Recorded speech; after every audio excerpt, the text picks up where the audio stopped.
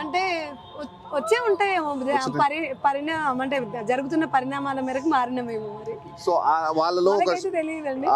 సరే ఇది వదిలేసేయండి. ఆ అర్ధనారీశ్వర రూపంలో ఉన్న శరీర భాగాలు మీలో ఉన్నాయి, నాలో ఉన్నాయి, ప్రతి ఒక్కరిలో ఉన్నాయి. మనిషి రూపంలో ఎలా ఉన్నాయి? వాళ్ళే సృష్టికి మూలం కాబట్టి. సో ఫిజికల్ కనపడతాయి.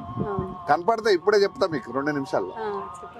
సో మీ శరీరంలో కొన్ని తేడాలు ఉంటాయి. మనకు బాడీలో కొంచెం డిఫరెన్సెస్ ఉంటాయి. ఎప్పుడైనా గమనించిరా? అవును, మనిషికి ఒక టైప్ ఆఫ్ బాడీ ప్రతి మనిషిలో ఉంటాయి అవి తేడాలు. ఎలా ఉంటాయి అంటే మీరు అంటే కామన్ గా ఉండే తేడా అంటున్నారు? బాడీలో శరీరంలో కొన్ని చాలా తేడాలు ఉంటాయి. అవును, అది ఫిజికల్ గా అంటే వెయిట్ లో గానీ హైట్ లో గానీ అలాంటివి మన రూపంలో కాదు. ఇప్పుడు చెప్తాను, గుణంలో. ఇప్పుడు చెప్తా, మీరు గమనించండి. చెప్పండి. కుడి పక్కన బలంగా ఉంటారా మీరు? అవును.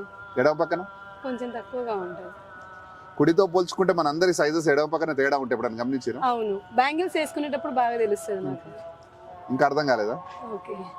ఓకే. సో కాలేదా? శివుడు పార్వతి అన్నమాట. ఒక సైడ్ శివుడు, ఒక సైడ్ పార్వతి. సో మిమ్మల్ని మిడిల్ నుంచి డివైడ్ చేస్తే కుడి పక్కన శివయ్య భాగం అయితే ఎడమ పక్కన అమ్మవారి భాగం.